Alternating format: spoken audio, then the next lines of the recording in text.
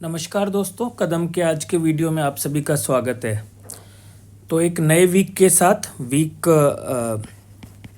6 में हम शुरुआत कर रहे हैं। 5 वीक हमने पढ़ लिया है और इसमें गद्य भाग के काफ़ी सारे टॉपिक्स को हमने पढ़ा है। इस वीक में जो हमारा टारगेट है, एक नए टॉपिक के साथ हम शुरुआत करेंगे, वो है हिंदी नाटक एवं रंगमंच। हिंदी नाटक एवं रंगमंच का विकास पढ़ेंगे पहले, और उसके बाद में 3 नाटक हमारे सिलेबस में हैं, भारत दुर्दशा, स्कंदगुप्त और आषाढ़ का एक दिन। ये 3 नाटक हम क्रमशः पढ़ने की कोशिश करेंगे। तो इस वीक का टारगेट हमारा ये रहेगा कि हम नाटक और रंगमंच का विकास पढ़ें और भारत दुर्दशा एक नाटक को हम इस वीक में पढ़ पाएँ। तो ये कोशिश हम करेंगे। शेड्यूल देखिए, हिंदी नाटक का विकास 2 दिन में पढ़ेंगे, फिर रंगमंच का विकास पढ़ेंगे, उसके बाद में अगले 2 दिन में हम भारत दुर्दशा को पढ़ने की कोशिश करेंगे। ठीक है, तो ये शेड्यूल इस वीक का रहेगा। तो आज जो टॉपिक्स हमें पढ़ना है, नाटक का विकास पढ़ेंगे और हिंदी नाटक का नाट्य साहित्य का विकास किस प्रकार हुआ है, ये वाला टॉपिक हम अब देखेंगे। ठीक है, तो चलिए इसको शुरू करते हैं। तो शुरुआत अगर हम करें हिंदी नाटक के विकास की, अगर हम बात करें तो हिंदी नाटक जो है, हिंदी नाट्य जो साहित्य है, ये आधुनिक विधा है ना। ये कोई बहुत पहले से चली आ रही परंपरा नहीं कह सकते, यह आधुनिक है। कुछ ही वर्षों पहले हिंदी नाट्य साहित्य का विकास हुआ है। इससे पहले जो परंपरा थी वो संस्कृत व प्राकृत में थी, ना कि हिंदी में थी। तो संस्कृत और प्राकृत में एक समृद्ध परंपरा रही है, जो काफ़ी पुराने हजारों साल पुरानी जो परंपरा रही है वो संस्कृत और प्राकृत की रही है। इसके बाद जब हम मध्यकाल में आते हैं तो मध्यकाल में इसमें लोक नाट्य परंपराओं का विकास होता है स्थानीय स्तर पर, जिसे रासलीला, नौटंकी, रामलीला आदि कहा जाता है। इसके बाद कहीं जाकर हिंदी साहित्य में नाटक का विकास होता है और हिंदी का पहला नाटक आनंद रघुनंदन को हिंदी साहित्य का पहला नाटक कहा जाता है। ये इसे एक मौलिक नाटक कहा गया है। शुक्ल जी ने स्वीकारा है कि यह हिंदी का पहला नाटक है, क्योंकि इसमें कथोपकथन है, इसमें अंक विभाजन दिया गया है, इसमें पर्याप्त रंग संकेत देखने को मिलते हैं। उसके बाद में जो नाटक परंपरा हुई, उस दौर के जो नाटक थे उन पर संस्कृत साहित्य का प्रभाव आसानी से देखा जा सकता है। 19वीं सदी जब आई तो भारत में पारसी थिएटर कंपनियों का आगमन होता है। पारसी जो थिएटर कंपनी थी उनका उद्देश्य मनोरंजन था। मनोरंजन के उद्देश्य से नाटक खेले जाते थे। कथानक जो लिए जाते थे वो सामान्यतः रामायण, महाभारत या ये कहिए धार्मिक पौराणिक जो कथानक थे उन पे नाटकों का मंचन होता था। पारसी प्रेम कथाओं का कथानक लिया जाता था। इनके उदाहरण हैं जैसे हेमलेट, रोमियो जूलियट ऐसे हैं। इसमें नृत्य, संगीत, शेरो शायरी, गज़ल आदि का समावेश भी होता था। इसका उदाहरण है एक नाटक इंद्र सभा। उसके बाद में मोहन भारतेंदु काल आता है, फिर प्रसाद आते हैं और फिर मोहन राकेश। ये आगे परंपरा नाटक की बढ़ती है, जो अभी हम देखेंगे, क्रमशः इसे पढ़ेंगे। तो ये शुरुआती दौर था हिंदी नाटक का। एकदम संक्षिप्त में अगर विकास पढ़ना हो तो इस तरीके से देखते हैं।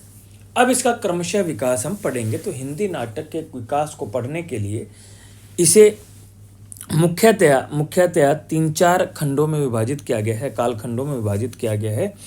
प्रसाद इसमें सबसे महत्वपूर्ण पक्ष है। प्रसाद के आधार पर इसका विभाजन किया गया है। तो प्रसाद से पूर्व, प्रसाद के दौरान, प्रसाद के बाद, और प्रसाद के बाद भी 2 विभाजन किए गए हैं, एक स्वतंत्रता से पूर्व और एक स्वतंत्रता के बाद में। ये तो इन 4 कालखंडों में हमें हिंदी नाटक का विकास पढ़ना है।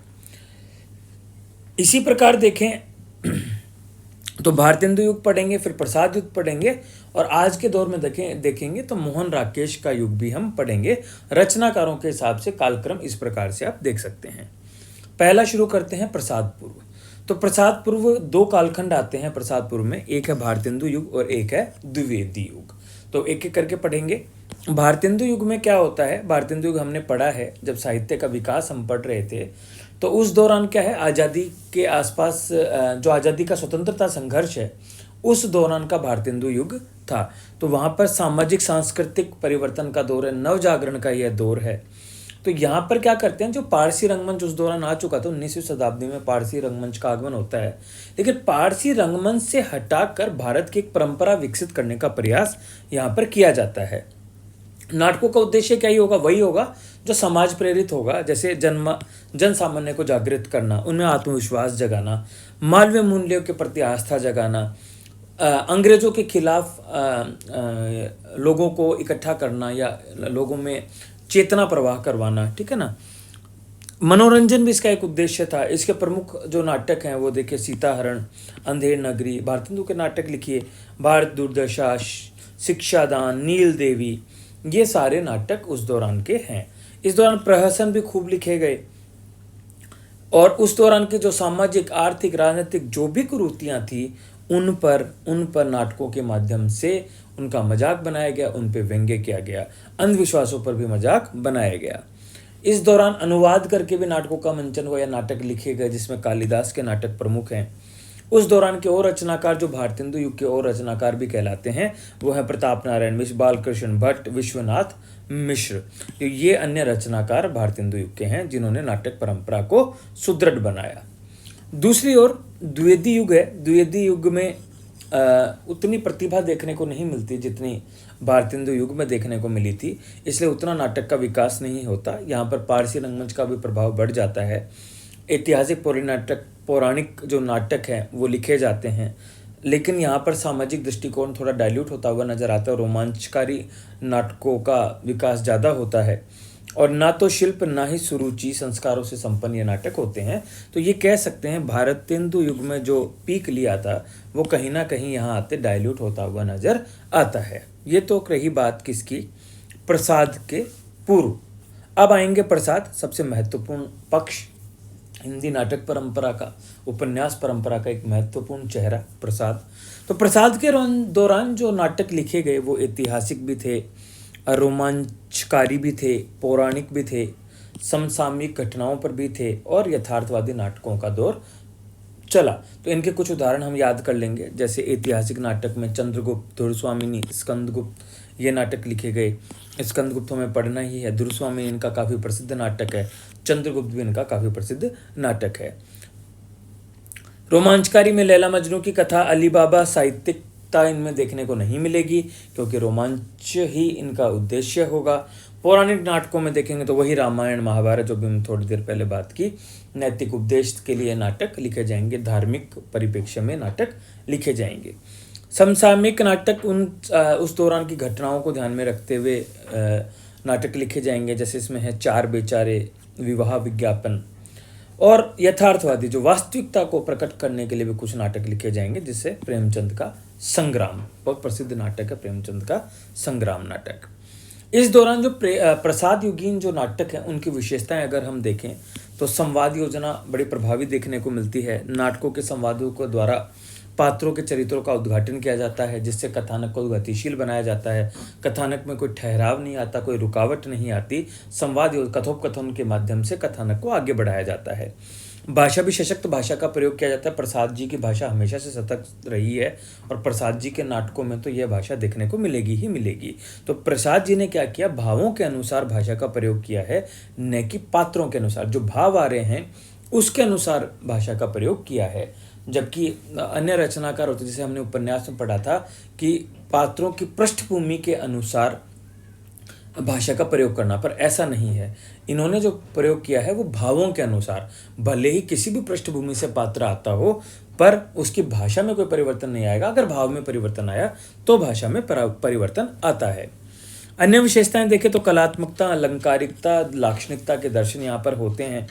इनकी जो नाट्य शैली, बड़ा इंपॉर्टेंट प्रश्न ये आता है कि नाट्य शैली ना सुखांत है ना दुखांत है, इसे प्रासादांत कहा जाता है। प्रसादांत, प्रसाद द्वारा दिया गया अंत। तो ये एक बहुत बड़ी विशेषता देखने को मिलती है। इसको डिटेल में हम स्कंदगुप्त में पढ़ेंगे। नाटकों का अनुवाद भी होता है इस दौरान, जैसे अतीत के खोज जैसे नाटक लिखे जाते हैं जिसमें वर्तमान समस्याओं से लड़ने का प्रयास किया जाता है। ठीक है, इनके इस दौरान के अन्य नाटक देखें तो आगा हश्र का सूरदास, श्रवण कुमार, नारायण प्रसाद बेताब का महाभारत, रामायण प्रमुख नाटक उभर कर आते हैं। तो ये जो दूसरा पक्ष था हमारा, पहला था प्रसाद पूर्व, फिर है प्रसाद युगीन। अब उसके बाद प्रसाद के बाद का हमें दो पक्षों में पढ़ना है, स्वतंत्रता से पहले और स्वतंत्रता के बाद। तो पहले हम पढ़ेंगे स्वतंत्रता से पहले। तो अब देखिए, स्वतंत्रता से पहले तीव्र राजनीतिक परिवर्तन उस दौरान होने लग गए थे। तो जीवन में भावना और आदर्श का स्थान अब कौन से ले लिया है? ये प्रेमचंद का दौर आ चुका है, तो यथार्थ ने अब वो स्थान ले लिया है। तो पहली बार नाटकों के केंद्र में मानव केंद्रित चिंतन आता है, मानव केंद्र में आता है और व्यक्ति केंद्र में आता है। तो राष्ट्रीय चेतना पर आधारित आपको नाटक देखने को मिलेंगे, नैतिक मूल्यों पर जहाँ पर बल दिया जाएगा। इसके केंद्र में जो शोषित वर्ग के जो लोग हैं वो केंद्र में आते हैं, उसमें किसान है, मजदूर है, वो केंद्र में आते हैं। जैसे उदाहरण है सेठ गोविंद दास का कर्तव्य। विषय कौन होंगे? प्रेम विवाह हुआ, मूल्यों का विघटन हुआ, स्वच्छंद प्रेम हुआ। और यथार्थ पर जो समस्या नाटक लिखे गए उसमें लक्ष्मी नारायण मिश्र का सन्यासी काफ़ी प्रसिद्ध नाटक है, जिसमें चरित्र यद्यपि कम है लेकिन समस्याओं पर अधिक संकेंद्रण किया गया है। ऐसे ही और नाटक बिपिन शर्मा का आवारा है, उपेंद्र नाथ अश का अंजू दीदी, काफ़ी प्रसिद्ध ये नाटक देखने को मिलता है। तो ये जो उदाहरण और ये जो विशेषताएं हैं ये प्रसाद पश्चात स्वतंत्रता से पूर्व। स्वतंत्रता के बाद में आज़ादी से मोहभंग जैसी चीज़ें हो रही थी, तत्कालीन परिस्थितियां थी, मध्य वर्ग केंद्र में आता है, एक आधुनिकता बोध का देश में विकास होता है, विसंगति बोध आता है। जो हम नई कहानी की जो हमने विशेषताएं पढ़ी थी, अजनबीपन, निर्वासित जीवन, इस टाइप की जो फीलिंग्स थी उन्हीं पर यहाँ पर भी नाटक लिखे जाते हैं। तो एक नई विधा भी जिस तरीके से नया उपन्यास, नई कविता, नई कहानी विकास करती है, वैसे ही नया नाटक भी विकास करता है। यहाँ पर विसंगति बोध नाटकों का विकास होता है। जैसे भुवनेश्वर का एक बहुत प्रसिद्ध नाटक है तांबे के कीड़े, ऐसे ही सुरेंद्र वर्मा का है सूर्य की अंतिम किरण से पहली किरण तक। ये काफ़ी प्रसिद्ध दो नाटक हैं। विसंगति बोध हमने पढ़ लिया है। और नुक्कड़ नाटकों की एक नई परंपरा यहाँ पर शुरू होती है। नुक्कड़ नाटक आपने कॉलेज में ज़रूर खेले होंगे, और कॉलेज में नहीं भी खेले हैं तो आपके कॉलेज में ज़रूर नुक्कड़ नाटक कोई ना कोई खेलने आया होगा, या आप नुक्कड़ नाटक आपने कहीं ना कहीं देखे होंगे। तो नुक्कड़ नाटकों की नई परंपरा का जन्म होता है, जिसमें हबीब तनवीर और आगा हश्र जैसे चेहरे उभरते हैं। इसके विषय होते हैं पीढ़ी संघर्ष, संबंधों का टूटना, समसामयिक व्यंग्य प्रमुख विषय के रूप में आते हैं। अंधायुग धर्मवीर भारती के इस दौरान के दो तीन प्रमुख नाटक हैं जिनके बारे में हम देख लेते हैं। अंधायुग धर्मवीर भारती का है। महाभारत युग के बाद की परिस्थितियों के परिप्रेक्ष्य में उन्होंने द्वितीय विश्व युद्ध की परिस्थितियों का वर्णन किया है। उनका मानना था कि कोई भी लड़ाई सत्य के लिए नहीं बल्कि सत्य से हटकर होती है। दोनों पक्ष ही असत्य होते हैं, कोई थोड़ा अधिक होता है तो कोई थोड़ा कम होता है। मोहन राकेश के 3 प्रसिद्ध नाटक आषाढ़ के एक दिन सिलेबस में है हमारे, लहरों के राजंस और आधे अधूरे जरूर पढ़ना, मौका लगे तो बहुत ही अच्छा ये नाटक है। इसमें यथार्थ की सीधी अभिव्यक्ति, आधुनिक मध्य परिवार के टूटने की कथा इसमें दी गई है। आधुनिक भावबोध परक यह नाटक है और आधुनिक रंग चेतना का यह पहला नाटक माना जाता है। इस दौरान के जो नाटक में आधुनिक द्वंद्व और तनावों का नाटकों में विषय बनाया जाता है। प्रसाद की जो सीमाएं थी, जो नाटकों की भाषा वगैरह को लेकर या रंगमंचता को जो लेकर जो सीमाएं थी, उनको मोहन राकेश दूर करते हुए नजर आते हैं। इनका प्रसिद्ध नाटक लहरों के राजंस में राग, विराग, मोह, त्याग, सांसारिकता, आध्यात्मिकता के द्वंद्व को वो उभारने की कोशिश करते हैं। तो ये जो दौर था, ये दौर था आज़ादी के बाद का दौर। इसकी और अगर इसके विषय देखें उस दौरान के, तो आज़ादी के बाद के जो विषय उभर के निकल के आए थे वही विषय नाटकों के विषय भी बनते हैं। जैसे भ्रष्टाचार, पीढ़ियों का संघर्ष, संबंधों की अर्थहीनता, समसामयिक व्यंग्य, राजनीतिक संदर्भ। इसमें भी पाश्चात्य जो शिल्प है उसकी कुछ विशेषताएं यहाँ देखने को मिलेंगी कि कोई सूत्रधार होगा, कथा विहीनता देखने को मिलेगी, कई बार नायक भी नहीं होगा और प्रतीक व फैंटेसी का भी प्रयोग किया जाएगा। इसका प्रसिद्ध उदाहरण है भीष्म साहनी का कबीरा खड़ा बाजार में। फिर नुक्कड़ नाटक की जैसे हमने बात की, तो ये जो रंगमंचता के तमाम झंझटों से दूर नुक्कड़ नाटक खेले जाते थे, जिनमें बहुत ही लिमिटेड रिसोर्स में, बहुत ही कम संसाधनों में नाटक को खेला जाता था। हबीब तनवीर और आगा हश्र इसके प्रमुख चेहरे आप कह सकते हैं। तो ये था हिंदी नाटक का विकास 4 पार्ट में हमने देखा प्रसाद, पूर्व, प्रसाद और प्रसाद के बाद का काल, जिसमें स्वतंत्रता से पूर्व और स्वतंत्रता के बाद। महत्वपूर्ण नाटकों की एक सूची बनाकर आप याद इसे कर लेंगे, ताकि जब उदाहरण लिखने हो तो आपके पास पर्याप्त उदाहरण मौजूद हो। तो ये हिंदी नाटक का विकास हुआ। कल इससे जुड़े हुए जो अन्य टॉपिक हैं हमारे, उसमें राष्ट्रीय चेतना और हिंदी के प्रमुख नाटककार, ये 2 टॉपिक कल हम करने की कोशिश करेंगे और उसके बाद हम रंगमंच के विकास को पढ़ेंगे। तो हिंदी नाटक के विकास का जो पार्ट 2 है वो हम कल पढ़ेंगे। तो आज के लिए बस इतना ही, कल शाम को फिर मिलेंगे हम। आज के लिए बहुत बहुत धन्यवाद और इसी तरीके से आप मेहनत करते रहें। धन्यवाद।